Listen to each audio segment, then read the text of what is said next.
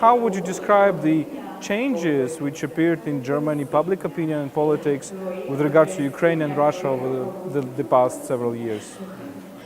I mean, the main event changing and transforming the perception and the view of most Germans towards Ukraine was the events around Euromaidan and the Crimea occupation.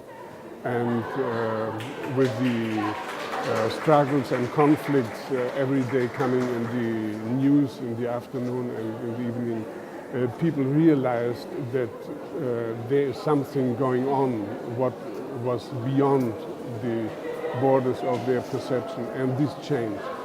The mental map or the mental cartography in most of the German audience, and I would say in Western Europe.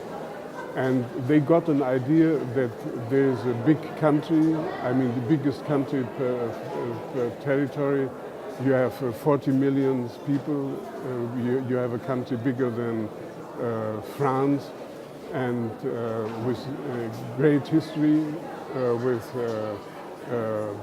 very impressive culture, cities, and people knew that there is Odessa, there is Kiev, but in their pre-Maidan perception, Ukraine always was a part of the Soviet Union, and they perceived Ukraine as a kind of province or backyard of the big metropolis, Moscow, etc. And this has changed. And Ukraine is put on the map of most people, but it's not for sure and it's not for taken for granted, you know. There are so many crises in Europe or coming over to Europe, the migration crisis, the Euro crisis, the Greek crisis, the Brexit, etc.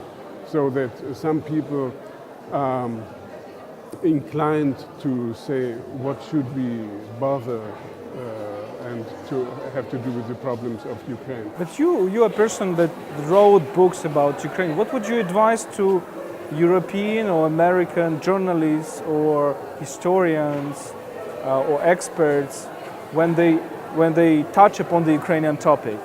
What to understand, what to start from?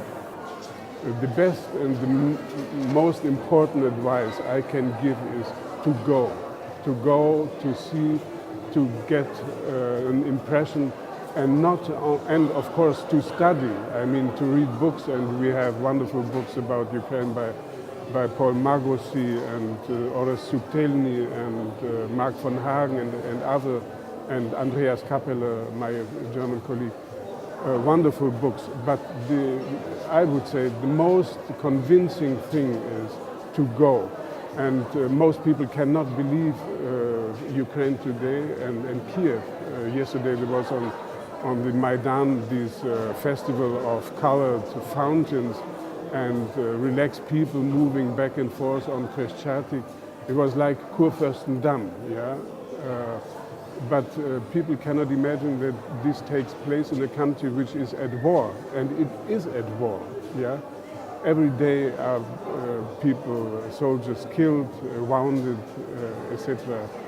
And no, I say you should go, and you should not only trust to the books you can read, to newspapers. You should have a look on your own. Thank you very much, Karl. We had Karl Schlögel, the prominent German historian, who recently published a book about Ukraine. Stay on Hromadske.